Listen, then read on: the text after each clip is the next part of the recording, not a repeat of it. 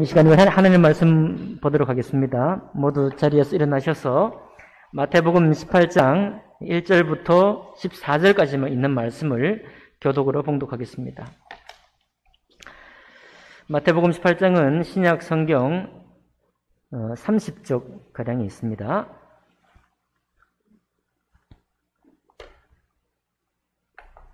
제가 먼저 읽겠습니다.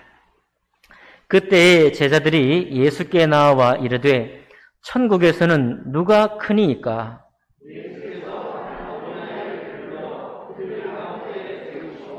이르시되 진실로 너희에게 이르노니 너희가 돌이켜 어린아이들과 같이 되지 아니하면 결단코 천국에 들어가지 못하리라.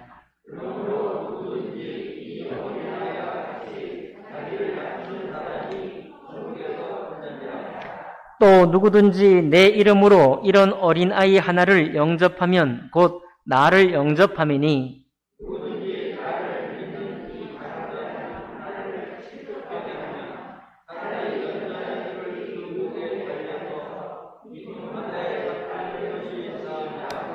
실족하게 하는 일들이 있음으로 말미암아 세상에 화가 있도다.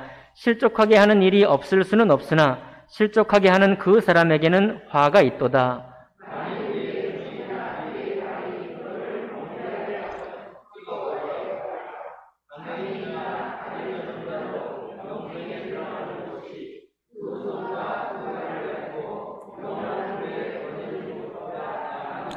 만일 내 눈이 너를 범죄하게 하거든 떼어내버리라. 한 눈으로 영생에 들어가는 것이 두 눈을 가지고 지옥불에 던져지는 것보다 나으니라.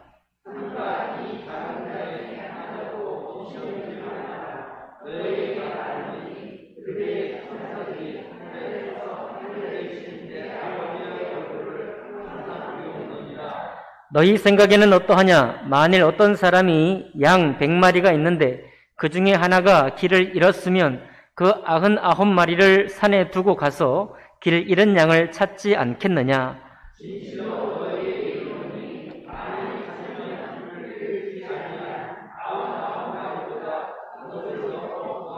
함께 읽습니다. 이와 같이 이 작은 자 중에 하나라도 잃는 것은 하늘에 계신 너희 아버지의 뜻이 아니니라. 아멘. 말씀과 예배를 위해 기도하겠습니다.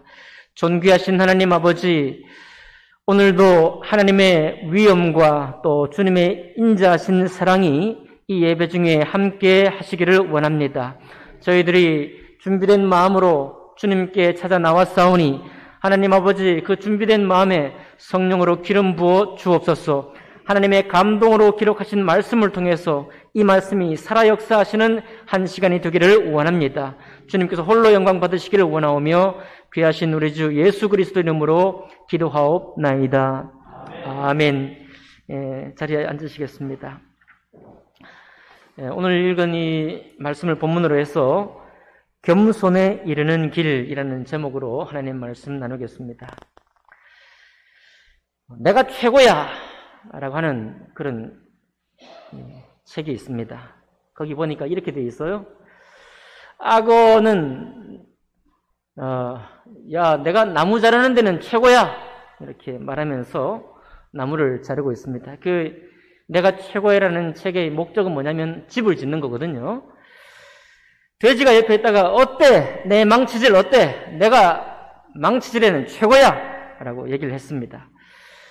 그 옆에 있던 당나귀가 무거운 벽돌도 거뜬히 옮기는 벽돌 옮기는 데는 내가 최고야 라고 얘기를 했습니다. 옆에 있던 원숭이도 지지 않고 야, 내가 미끄러지지도 않고 지붕도 잘 올리지, 지붕 올리는 일에는 내가 최고야 라고 얘기를 했습니다.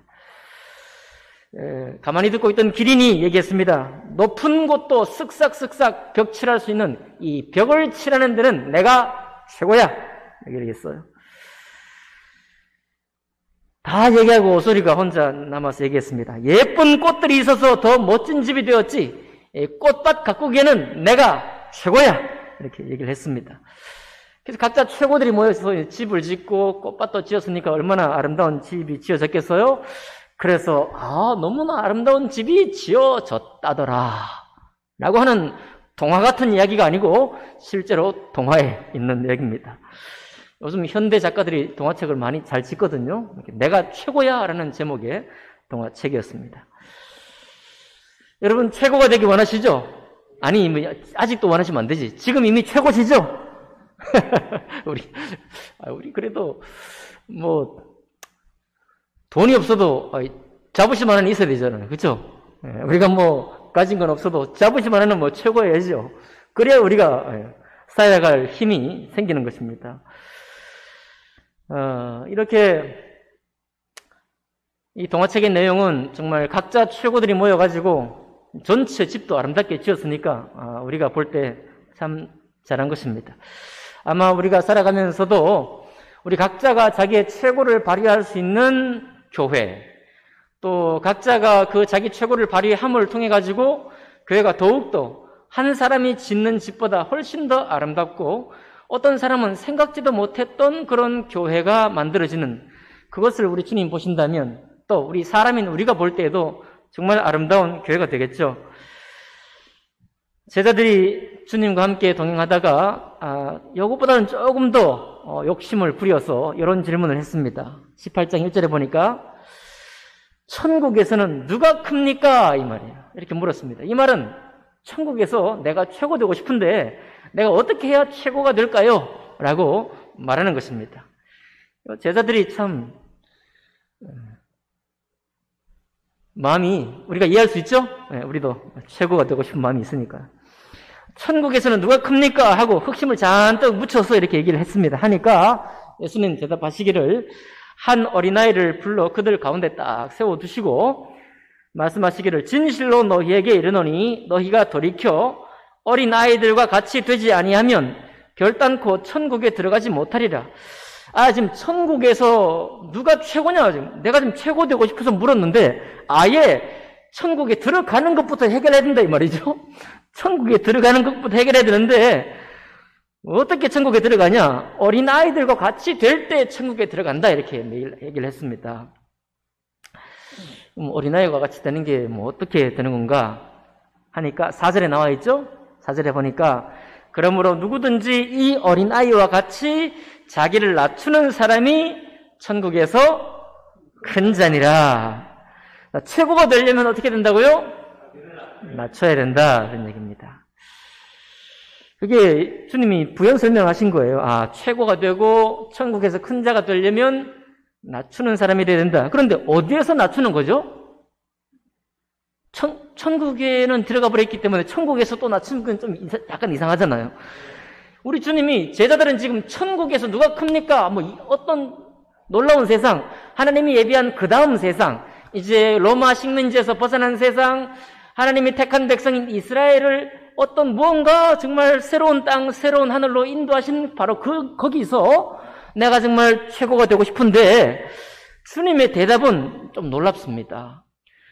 천국에서가 아니라 이 땅에서 얘기하는 거예요, 여러분.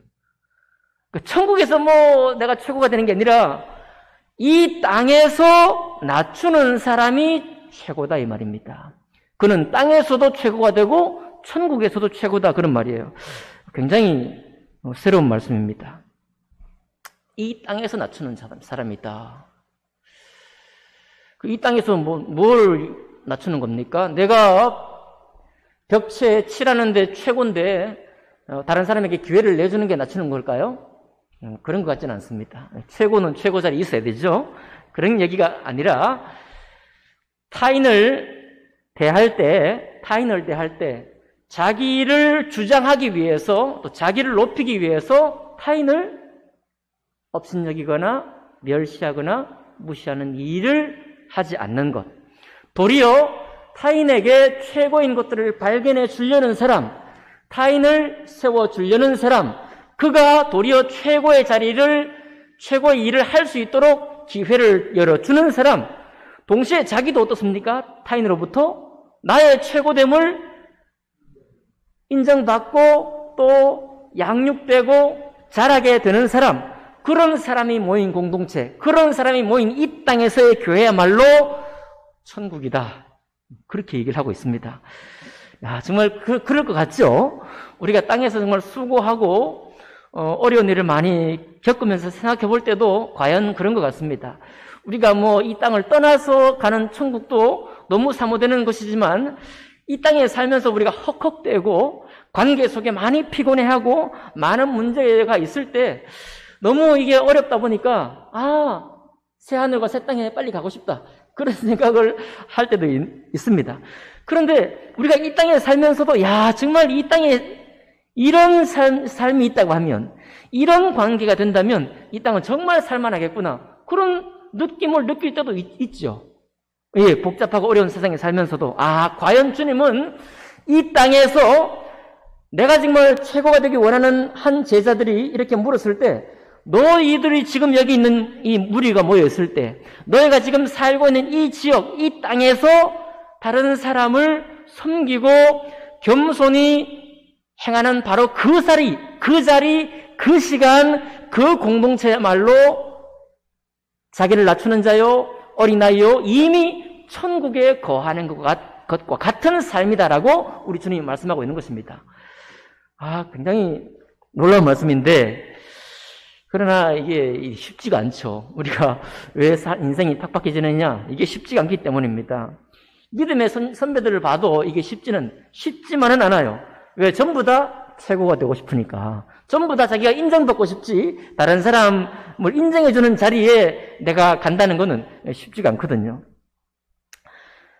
그러나 여러분, 우리 주님께서 이렇게 말씀하실 때 우리가 어린아이처럼 낮아질 수 있는 한 가지 비결이 있는데, 그건 뭐냐면 하나님 아버지가 참으로 옳으시고 하나님 아버지께서 참으로 아름다우시고 좋으신 분이시다 라는 사실을 인정하면 좀 쉬워집니다. 왜냐하면 여기 어린아이는 갑자기 우리가 이미 머리도 굵어지고 철이 다 났는데 갑자기 어린아이처럼 순수한 마음을 품어라 그렇게 맥없는 얘기를 하는 게 아니라 하나님 아버지의 말씀이 우리에게 주어졌을 때 우리는 어린 아이와 같은 마음, 곧 하나님의 자녀된 마음으로 그 말씀을 기꺼이 순종하는 사람이 되라는 겁니다. 타인을 향해서도 마찬가지고 하나님 말씀을 향해서도 마찬가지인 것입니다. 바로 그런 믿음이야말로 우리를 참으로 하나님 앞에 겸손케 되고 다른 사람 앞에서도 겸손하게 되어서 이 땅에 살고 있는 시간 동안에도 천국에 있는 것과 같은 그런 은혜를 누리게 된다라는 말씀이에요. 근데 모세도 보니까요, 이 참 안 돼가지고 모세가 80세나 됐습니다. 인생을 살 만큼 살았고 겸손도 알고 교만해보기도 했고 때려 죽였으니까요, 이집트 사람을.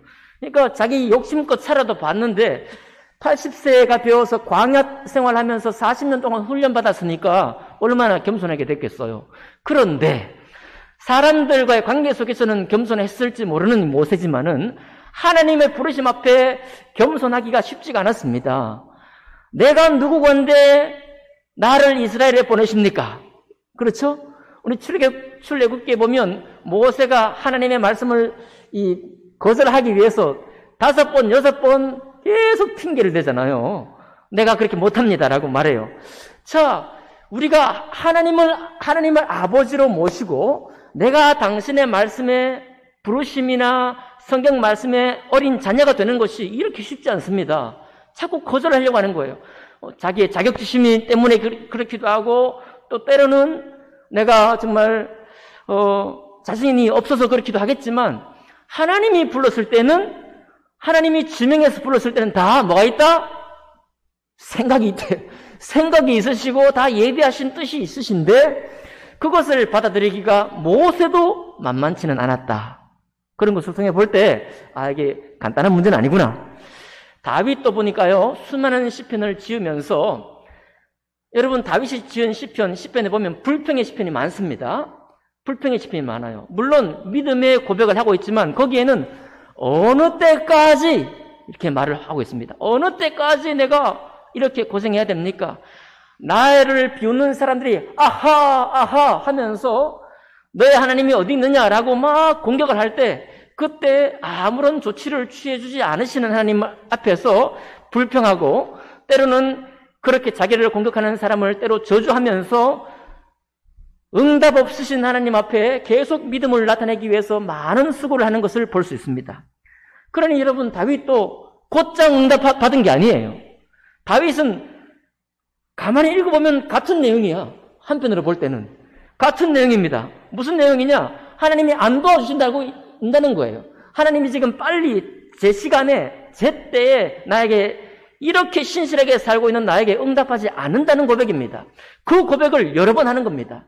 여러 번 했다는 얘기는 그가 힘겨운 믿음의 싸움을 싸우고 있다는 거거든요. 그때 하나님이 나를 언제나 선하게 인도하실 거야. 나는 평안해. 이렇게 나가지 않았습니다. 그의 마음에 요동하는 대로 주님 앞에 나아갔어요. 요동되는 대로 흔들리는 대로 주님 앞에 나아가서 그분의 영광과 아버지 되심을 계속해서 다시 깨달아야만 했고 또 신실함으로 고백해야만 했습니다. 그게 바로 다윗의 고백이에요. 쉽지가 않죠? 선지자 요나는 어떻습니까? 요나는 주님이 너 빨리 가서 니느웨로 가서 복음을 전하라. 그랬더니 요나는 더 심하죠? 어떻게 했습니까? 팽 하고 돌아가지고 하나님을 등지고 도망가 버렸잖아요. 어디 여기 계신 분 중에 도망가신 분 계신가요? 도망갔던 적이 있으신 분 계신가요? 네. 네. 요나가 있으니까 위로받으시기 바랍니다. 도망을 가는데 여러분 가만히 생각해 보면 하나님이 다 생각이 있어서 부르시고 하나님은 올바르신 분이시고 하나님은 일자일획도 거짓으로 하신 분이 아니시는데 그 하나님을 믿지를 못해가지고 도망갔다. 이거 말이 안 된다 싶으지만 우리가 또 종종 도망가거든요. 그러니까 선지자조차도 도망가서 나중에 몇 대 터지고 몇 대 맞고서 주님께 억지로 순종하게 되는 바로 그런 사람입니다. 그러니까 여러분과 저도 이 하나님 아버지를 신실하게 어린아이와 같이 순종한다는 거 만만한 이야기는 아니라는 것을 알 수 있어요. 베드로가 물론 하나님 아버지를 깨닫지 못했을 때의 일이지만 하나님의 아들 예수 그리스도 메시아의 멱살을 잡고 늘어졌잖아요. 보통 문제가 아닌 거죠. 뿐만 아니라 이제 성령 하나님께서 임재하셔서 성령 강림하시고 제자들이 이제 완전히 깨달은 사도가 된 이후에도 마찬가지입니다. 사도들 간에 갈등이 없었나요? 사도들 간에 갈등이 있었습니다. 사도 바울과 바나바는 심히 다투어서 갈라져 버렸어요. 그렇죠. 그런 일이 있으면 안 될 것 같은데 그런 일이 있었고 성경은 하나님의 담대함으로 그것을 버젓이 기록해 두고 있습니다. 그러니까 갈등이 있다는 것이 겸손하지 않다 그런 말 아닙니다. 결국은 뭐냐면 겸손은 오늘 말씀 제목처럼 겸손은 이르러야 하는 거예요. 우리가 시작할 때도 예수님을 나의 주로 영접해서 내가 어린 자녀가 되었지만 겸손이라는 것은 계속해서 이루어가는 것을 알 수 있습니다. 사도들이 서로 유대인 그리스도인들과 이방인 그리스도인들이 모여가지고 할례를 받아야 한다는 등 안 받아도 된다는 등 그렇게 막 싸우니까 야고보 사도들을 필두로 해서 너희가 핏째 먹지 말고 그죠? 그런 몇 가지를 얘기하면서 서로 중재시켰잖아요. 그러니까 저도 어린 마음으로 저는 사실 종종 말씀드렸지만 갈등하는 거 정말 싫어하거든요. 예. 너무 많이 봐가지고. 그렇지만 이제 갈등하는 그 자리에 있기를 바랍니다. 갈등을 좀 받아들이기를 원해요. 왜냐하면 갈등한다는 것이 하나님의 자녀가 아니라는 말씀이 전혀 아닙니다. 갈등이 있는 게 정상이라는 거예요. 왜요? 우리는 다 내가 최고야 바로 그 자리에 있기를 원합니다. 내가 주님 앞에 최고의 축복을 받아야지 그런 자리에 있기를 원하거든요. 그러니 어찌 갈등이 없겠습니까? 심지어 벽을 잘 치라는 기린이 있고 그다음 나무를 잘 키는 아까 누구라 그랬어요? 악어가 서로 할 수 있는 게 다른데 그런 사람들이 딱 만났습니다. 이 인생을 바라보는 관점이 다른 거예요. 일 하나 처리하는 일 처리 방식도 다릅니다. 어떻게 갈등이 없어요? 갈등이 있는 것은 당연한 것입니다. 그런데 그 갈등의 현장에 있을 때에도 이제 배워가는 거예요. 뭘 배워가라는 겁니까? 어린아이처럼 자기를 낮추는 법을 배워가라는 것입니다. 그럴 때 거기에 은혜가 있고 그의 마음속 그 두 사람 그런 공동체가 있는 자리에는 갈등 때문에 아파했지만 동시에 그것을 서로 조절해가는 과정에서 정말 참 좋구나. 우리 공동체가 정말 좋구나. 그런 고백을 하게 된다는 말씀입니다. 뿐만 아니라 우리 주님은 우리 자신이 다인을 높이기 위해서 낮추는 것도 말씀하셨지만 또 아주 놀라운 말씀을 또 하셨어요. 5절 같이 한번 읽어보겠습니다. 제가 놀랄 때 여러분도 같이 놀라셔야 돼요. 저만 놀라게 하지 마시고. 자, 5절 같이 읽어봅니다. 시작.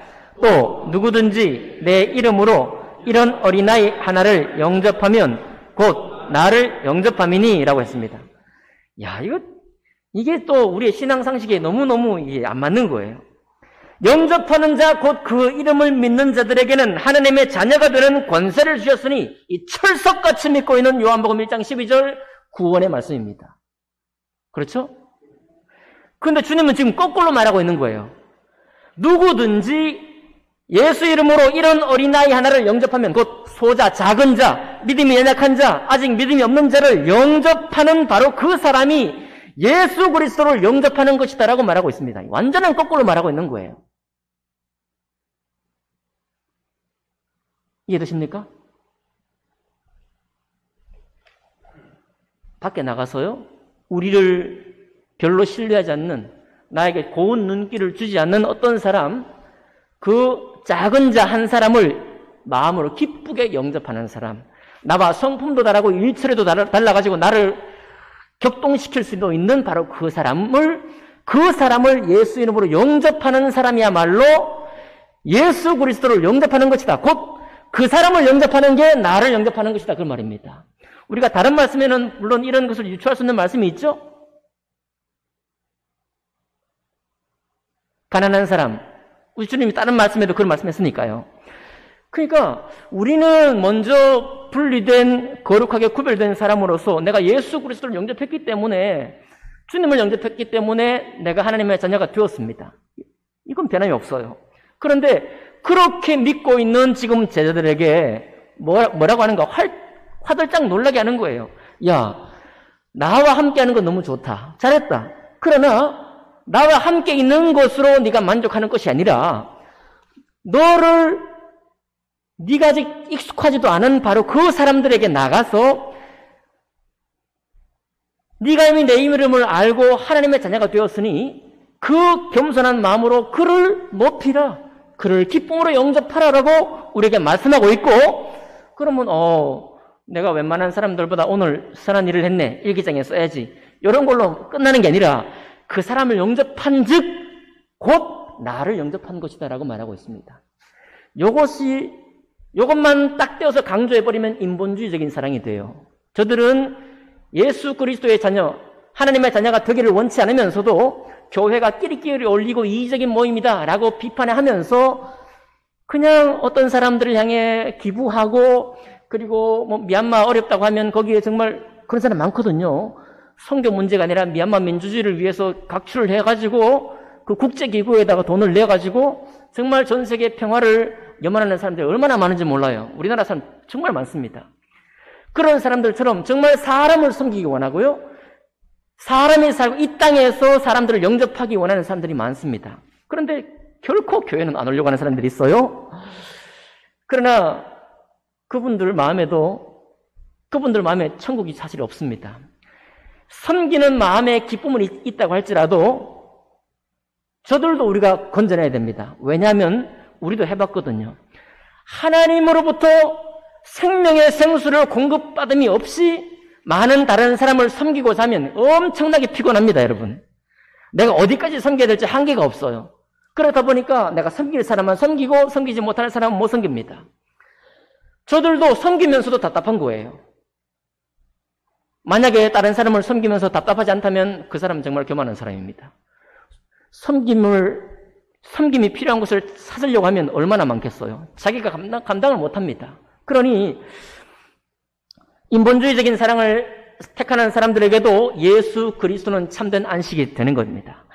우리의 영혼이 우리 주님으로부터 생명의 생수와 참으로 하나님의 선한 말씀을 공급받을 때에라야만이 우리는 천국의 비밀, 그 신비를 누릴 수 있게 되는 거예요. 다만 그 신비를 누리는 데만 너무 익숙해져서 정말 구별된 데만 너무 익숙해져 가지고 다른 사람보다를 정말 높이 여기고 올리고 그분의 최고를 찾아주기를, 그분을 기쁨으로 영접하는 것을 우리가 게을리하게 되었을 때 우리 주님이 말씀하고 있는 겁니다. 야, 그거는 이 땅에서 네 안에 천국을 누리지 못하는 거야. 그렇게 산다면 너의 확신 중으로는 하나님의 자녀로 살겠지만 정말 이 땅에 살면서 이 땅에서 천국을 경험하지 못할 거야. 이 땅은 언제나 부정적인 땅이 될 것이고 네가 빨리 가서 주님의 새하늘과 새 땅만 바라게 될 거야. 그거는 내가 원하는 게 아니야 라고 말하고 있는 것입니다. 왜 우리 주님이 하나님의 형상으로 사람을 지으셨을까요? 사람에게도 신비가 있다는 겁니다. 하나님만의 신비가 아니라 사람에게도 신비가 있다는 거예요.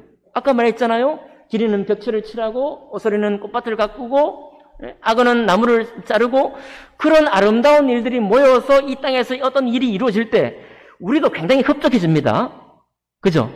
우리도 흡족하고 그 흡족한 모습을 바라보실 때 주님도 저거야말로, 이런 모습이야말로 내가 이 땅을 계획하시고 나의 형상으로 사람을 지어서 이 땅에서 내가 바라는 바 바로 그 상이야 라고 주님이 지금 말씀하고 있는 거예요. 마음을 넓혀야 될까요? 마음을 넓혀야 될까요? 마음을 넓혀야 하는 것입니다. 이 굉장히 지금 놀라운 말씀이라니까요. 우리의 기본적인 신앙상식을 역전시키는 말입니다. 누구든지 내 이름으로 이런 어린아이 하나를 영접하는 것 자체가 예수 그리스도를 영접하는 것이요 하나님을 아버지로 섬기는 일이다라고 말하고 있기 때문에 아멘 합시다.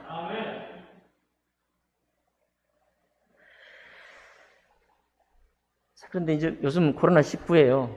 요즘 참 사랑을 넓히기가 어렵습니다. 제가 늘 축구를 좋아하는데 축구도 이제 못해요. 그래가지고 심학산에 이제 2주째 토요일날 가고 있습니다. 가면 이제 마스크를 하고 그래야 되잖아요. 근데 산에 가서 이게 이 시원한 산 공기를 마셔야 되는데 마스크를 쓰고 가니까 얼마나 불편해요. 그래가지고 사람이 없으면은 탁 내려가고. 여러분 제 얼굴 오랜만에 보시지 않습니까? 방송으로 예배 드리신 여러분 제 얼굴 안 잊어버리셨죠? 이렇게 내렸다가 이제 오면 또 이렇게 어디 보이면 이렇게 올리고. 그런데 그렇게 한번 해보니까 이게 마음에 안 좋은 거예요. 아니 사람이 온다고 얼굴을 가리우고 사람이 없어야 막 시원하게 생각하고 안 되겠다. 내가 비록 공기는 좀 탁하더라도 이거 안 하고 그냥 써버려야 되겠다. 쓰고 그냥 지나가야 되겠다. 그리고 거기서 이제 쓰고 다니고 있습니다. 왜? 제 마음에 괜한 나쁜 이미지 심어주려고, 쓰지 않으려고. 사람을 보면 불편해하고 사람 없어야 시원하게 생각하니까요. 그 요즘 이제 우리가 사랑을 넓히는 것이 쉽지 않고 겸손케 해야 되는 게 쉽지 않은 이유가 뭐냐면 가장 중요한 사람들, 그동안에 좀 놓쳤던 지인들이나 가족들을 가장 지금 많이 사랑하고 있잖아요. 가까운 사람들, 안전한 사람들, 식구들이 더 중요해졌고 정말로 마음을 나눌 수 있는 지인들이 또 소중해지고 있습니다. 아마도 하나님께서 여러 가지 계획을 하고 계시겠지만 우리 코로나를 통해서 목적이 이끄는 삶, 목적지향적으로 살아서 가족을 좀 돌보지 못했다고 한다면 혹시 그리고 너무 큰 꿈을 꾸며 세계를 경영하겠다 이런 큰 꿈을 꾸다가 정말 지인들, 나와 같은 또래들, 동시대를 살라고 하나님이 허락하신 사람들을 전혀 돌아보지 못했는데 이번 기회를 통해서 지인들을 돌아볼 그런 기회를 만나게 됐다고 한다면 여러분은 잘하고 계시다 생각합니다. 여러분 가족들 만나는 거 좋으시죠? 지인들과 가까이 이렇게 안전하게 만나는 거 좋으시죠? 예. 그렇다 보니까 도리어 우리가 좀 위축되고 있는 것입니다. 다만 그 시간은 즐기시되 그 시간은 주님 앞에 감사함으로 나아가시되 우리의 마음을 넓혀야 한다는 것은 하나님이 지금 예수님이 당신의 친히 말씀하신 거예요. 그죠? 주님이 오해를 하고 있을 수도 있는 이 제자들에게 친히 말씀했습니다. 완전히 거꾸로 말한 거죠. 제가 주님이라면 이런 말 안 하겠어요. 야, 너희가 나를 영접했으니 너희가 지금 천국에 있는 거야. 그러나 좀 선을 베푸는 게 좋지 않겠어? 요 정도로 약간 타협해가면서 말을 할 것 같습니다. 그런데 주님은 그렇지 않았어요. 도리어 자기를 믿는다는 것이 그 중요성을 낮추어 자기 예수 그리스도를 믿고 영접한다는 것을 낮추어 버리시고 도리어 주님 빠지고 주님이 우리 속에 빠져버리시고 그저 사람과 사람으로서의 만남과 그 영접을 높여버리시는 이런 말씀을 지금 우리에게 하셨다 이 말입니다. 얼마나 주님께서 놀라운 지금 말씀하고 있는 겁니까? 여러분 놀라셨나요? 놀라셔요. 놀라셔야 됩니다. 네.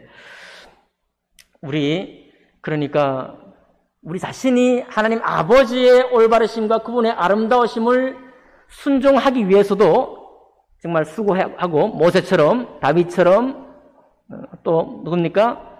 요나처럼 또 제자들처럼 애써 가되 우리 자신만 아니라 다른 사람을 정말 하나님의 귀한 사람으로 영접하는 데 힘쓰는 여러분과 제가 되기를 원합니다. 이쯤에서 끝나도 충분히 하신 말씀을 하셨는데 주님이 계속 하시는 말씀입니다. 단호하게 또 말씀하십니다. 6절에 보니까 누구든지 나를 믿는 이 작은 자 중 하나를 실족하게 하면 차라리 연자맷돌이 그 목에 달려서 깊은 바다에 빠뜨려지는 것이 나으니라. 좀 무슨 말씀하셨죠? 7절 보니까 실족하게 하는 일들이 있음으로 말미암아 세상에 화가 있도다. 여러분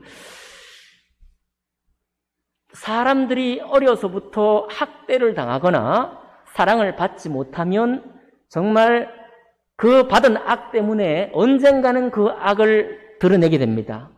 사랑을 받지 못한 사람, 무시당하거나 멸시받은 사람은 그 악이 마음에 있게 되고 나오게 되어 있는 거예요. 그러니까 주님이 하시는 말씀은 원천적으로 볼 때 우리가 어떤 잘못된 행실이나 타인을 영접하지 않고 때로는 비방거리로 삼고 멸시하거나 무시되었을 때 그 값은 반드시 우리에게로 돌아온다 이 말입니다. 요즘 이거는 세상 사람들도 다 알고 있더라고요. 제가 등산가 보니까 어떤 교회에서 왔나 봐요. 한 50대, 60대 된 분이 가면서 아마 어떤 낯선 자리에서 어떤 지인을 만났던지 그래서 사람은 착하게 살아야 돼 그렇게 얘기를 하더라고요. 아마 원수는 외나무 자리에서 만난다고 어딘가 어떤 일을 했는데 딱 만났던 모양이에요. 그래서 사람은 착하게 살고 봐야 돼. 이것도 다 우리 어머님들, 우리 부모님들이 다 했던 이야기예요. 맞죠? 다 했던 이야기지만 하나님의 사랑과 은혜가 계속해서 공급되고 있지 못했기 때문에 그런 생각을 할 때도 있지만 그렇게 순종하지 못할 때도 많이 있는 것입니다.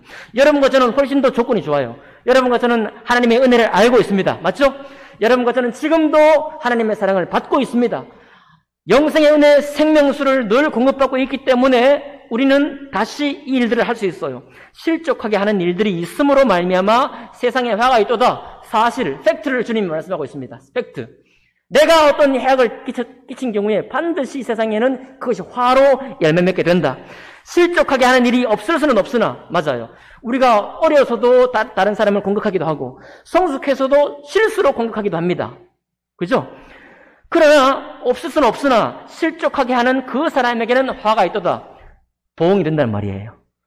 주님이 죄의 값을 묻겠다 이 말이 아니라 당연한 얘기죠. 다른 사람을 홀대하면 그 사람이 나를 존경하게 대하겠습니까? 나 홀대 받는 거예요. 가는 말이 고와야 오는 말이 곱다. 가는 말이 나쁜데 오는 말이 고울 리가 있나요? 그게 바로 화가 있다 이 말이에요. 계속 더 주님이 진행을 시키십니다. 만일 내 손이나 너의 발이 너를 범죄하게 하거든 찍어내버리라. 장애인이나 다리 저는 자로 영생에 들어가는 것이 두 손과 두 발을 가지고 영원한 불에 던져지는 것보다 나으니라. 네 손과 네 발로 네가 최고가 되고 싶고 최고로 대접받고 싶어서 다른 사람에게 해코지가 되거나 업신여기는 일을 하게 되면 차라리 너의 최고인 두 손과 그 두 발을 잘라버리라 이거예요. 한 손만 가지고 도리어 타인을 높이는 사람이 되라. 만일 내 눈이 너를 범죄하게 하거든 빼어내버리라. 한 눈으로 영생에 들어가는 것이 두 눈을 가지고 지옥불에 던져지는 것보다 나으니라. 이 말씀이 어느 본문에 있느냐에 따라서 좀 다르겠는데 이 본문은 분명하면 명백한 뜻이 있어요. 천국에 들어가는 것을 말씀하는 게 아닙니다. 내 눈으로 가장 좋은 것을 알고 세상을 정말 제대로 볼 줄도 알고 내가 정말 올바른 일 처리 방식이 무엇인지도 알고 있겠지만 그러나 그걸로 다른 사람을 제압해요. 그것으로 다른 사람의 마음을 상하게 한다면 그 눈 한쪽을 떼버리라는 겁니다. 그것이 가치가 없다는 거예요. 어떻게 했기 때문에? 하나님의 형상으로 지음받은 그 사람을 멸시하고 네가 높아지는 것은 가치가 없다는 것입니다. 10절에 3가 이 작은 자 중에 하나라도 업신여기지 말라 딱 말씀하고 있죠. 명확하게 말씀하고 있는 겁니다. 이 땅에 살면서 이 땅의 모든 관계, 주어진 관계를 살아가면서 3가 이 작은 자 중에 하나도 업신여기지 말라 너희에게 말하노니 그들의 천사들이 하늘에 계신 내 아버지의 얼굴을 항상 배옵느니라. 어떤 사람은 이 작은 자를 예수 믿는 사람, 교회 성도들이다 이렇게 해석하기도 합니다. 예, 그렇게도 여기 6절에 보니까 나를 믿는 이 작은 자라고 했으니까 틀린 바는 아니죠. 또 어떤 분은 목사를 존경하라 이렇게 말씀을 적용하기도 합니다. 그러나 우리 주님께서 하신 말씀은 훨씬 더 넓어요. 그 둘 다 포함할 뿐만 아니라 이 작은 자, 아직도 업신여길 수 있는 많은 사람들, 내가 별로 그 가치를 인정치 않는 그 사람들 중 그 모든 사람들을 향해서 주님 말씀하셨습니다. 왜냐하면 그들의 천사들이 하늘에 계신 내 아버지 얼굴을 항상 배옵느니라. 모든 사람에게는 그 각 영혼을 섬기도록 하나님의 천사를 붙여놓고 계시다 이 말입니다. 그래서 야곱의 사닥다리가 있어서 우리의 소원하는 바를 주님 앞에 아뢰기도 하고 주님이 우리에게 깨우치는 말씀을 가져오기도 하고 또 억울한 일을 당했을 때 여러분 왜 우리의 부모님들이 남 억울하게 하면 억울한 일 당한다 마치 섭리처럼 그렇게 말씀하시잖아요. 주님 몰라도 예수님 몰라도 그렇게 말씀하시잖아요. 도대체 어떤 사람이 있어서 어떤 영이 있어서 남 억울하게 하면 내가 억울함을 당합니까? 그 억울한 이 고백을 그의 천사가 하나님 아버지 앞에 가서 호소한다는 겁니다.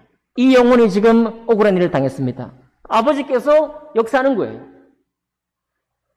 그러니 각 사람이 얼마나 존귀한 자냐, 얼마나 하나님이 지으실 때 신묘막측하게 지은 사람이냐, 우리 주님이 다시 우리를 깨우쳐주고 있는 것입니다.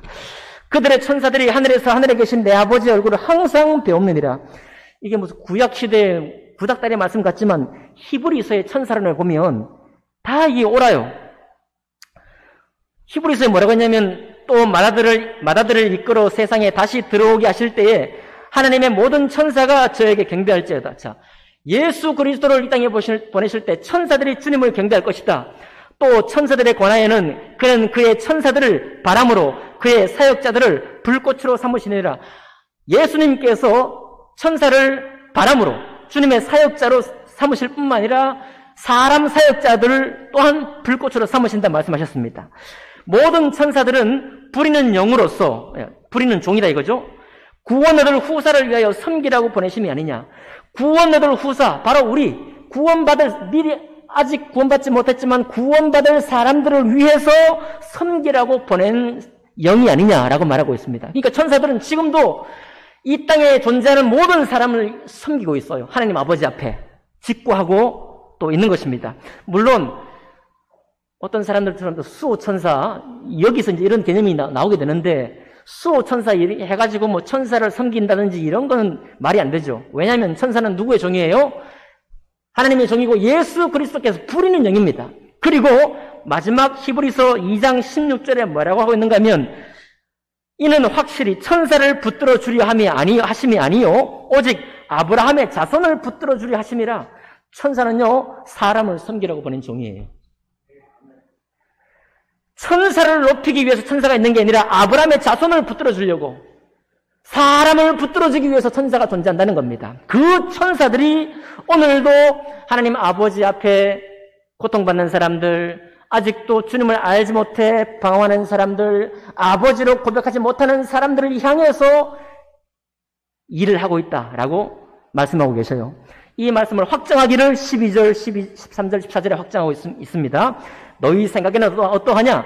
만일 어떤 사람이 양 100마리가 있는데 그 중에 하나가 길을 잃었으면 그 99마리를 산에 두고 가서 길 잃은 양을 찾지 않겠느냐? 진실로 너희에게 이르노니 만일 찾으면 길을 잃지 아니한 99마리보다 더 기뻐하리라. 이와 같이 작은 자 중에 하나라도 잃는 것은 하늘에 계신 너희 아버지의 뜻이 뭐하니라? 아니니라. 이거는 우리를 전도에 관한 말씀으로 항상 적용해 왔습니다. 예, 전도에 관한 말씀으로 적용하셔도 돼요. 그러나 이 본문은 우리를 천국의 자녀로 되기 위한 본문이고 겸손에 관한 본문입니다. 하나님 앞에 자신을 낮추는 본문이에요. 타인 앞에서 자신을 낮추는 본문입니다. 그러니 이만큼 중요하다. 하나님의 천사로 부하고 있는 다른 사람, 아직 믿지 않는 사람들도 아직 현재로는 잃어버린 사람이지만 그 잃어버린 영혼이 하나님 아버지 이 좋으신 주님 앞에 돌아오는 일, 누가 그렇게 할 수 있습니까? 우리가 천사가 되어가지고 타인을 기쁨으로 영접하는 거예요. 영접하면 그분의 마음에도 야, 이분이 내가 뭐 대단한 사람이라고 영접하나 하면서 이분에게 있는 예수 그리스도를, 이 사람에게 있는 예수 그리스도를, 이 사람에게 있는 하나님 아버지의 말씀을 관심을 기울이지 않겠습니까? 그러니 곧 저들을 잃어버린 사람을 영접하는 그가 바로 나 예수를 영접하는 자다라고 제자들에게 똑똑히 말하고 있습니다. 최고가 될 거야. 내가 최고야. 내가 최고의 축복을 받는 사람이 될 거야 라고 하는 사람에게 그 축복이 필요한 사람들을 돌아보고 그들을 기쁨으로 영접하는 자야말로 천국에서 큰 자요, 이 땅에서 복된 삶을 누리는 사람이요, 그런 세상이 바로 내가 이 땅을 창조한 목적이야. 내가 너희를 하나님의 형상으로 지원받은 목적이야 라고 예수께서 말씀하고 있는 것입니다. 너무 감당이 버거운 말씀일까요? 아닙니다. 우리 잠깐 다시 한번 돌아가 볼까요? 우리가 만나는 사람이 4명이든 5명이든 정말 마음이 맞으면 자꾸 만나고 싶죠? 네, 자꾸 만나고 싶어요. 그 뜻 맞는 친구들 4명, 5명은요, 때로 갈등이 있거나 기분이 나빠도 그 나빠진 기분 때문에 포기하지 않습니다. 다시 조정을 해서 어떻게 하든지 좋은 관계를 맺으려고 하죠. 왜? 너무 좋으니까요. 여러분, 여행 가도 뜻이 안 맞는 사람하고 여행 가면 정말 고역이잖아요. 뭐 저는 그런 경우가 없지만은. 뜻 안 맞는 사람과 여행 가면은 고역입니다. 뜻 맞는 사람들끼리 가면 일이 그냥 뭐 누가 실수를 해가지고 숙소를 못 잡아도 문제가 안 돼. 문제 되나요? 연세가 들면 문제가 좀 되겠죠. 그러나 문제가 안 돼. 다 통과하는 거예요. 왜? 너무 좋으니까. 그 관계가 너무 좋으니까. 근데 그걸 우리가 천국에 들어가서만 누립니까? 이 땅에서 누리잖아요. 할렐루야. 이 땅에서 누리잖아요. 그러니까 그런 사람으로, 그런 성도로 우리 다른 지체들을 섬길 뿐만 아니라 아직도 하나님의 그 놀라운 은혜와 복음을 알지 못하는 사람들을 영접하고자 하는 그런 마음으로 살라. 바로 그는 나를 영접하는 것이요, 아버지를 영접하는 것이다. 주님이 다른 말씀에 그런 얘기 했잖아요. 요한복음에 나를 영접하는 자는 나를 영접하는 것이 아니요 내 아버지를 영접한 것이니라. 오늘 주님 우리를 화통하게 만들어주고 계십니다. 우리의 심장을 완전히 열어주고 계셔요. 우리의 문빗장을, 쇠빗장을 다 꺾어내시고 사방팔방의 문을 다 활짝 열어서 살기를 우리에게 말씀하고 있습니다. 쉽지는 않습니다. 그러나 겸손에 이르는 길로 걷게 하시는 것이 하나님의 뜻입니다. 그리고 그때 그렇게 될 때 우리가 정말 기쁨이 있습니다. 우리의 공동체 기쁨이 있어요. 조금 어렵고 감정적으로 부대끼고 그렇게 하기를 원치 않아 도망가고 싶었던, 도망가버렸던 요나의 그런 모습을 우리가 또 반복하겠지만은, 그러나 예수 그리스도 내 사모하는 주님의 뜻이 이와 같이 분명한 것을 우리가 알고 믿고 그렇게 도전하실 수 있는 여러분과 제가 되기를 주님 이름으로 축복합니다. 기도하겠습니다.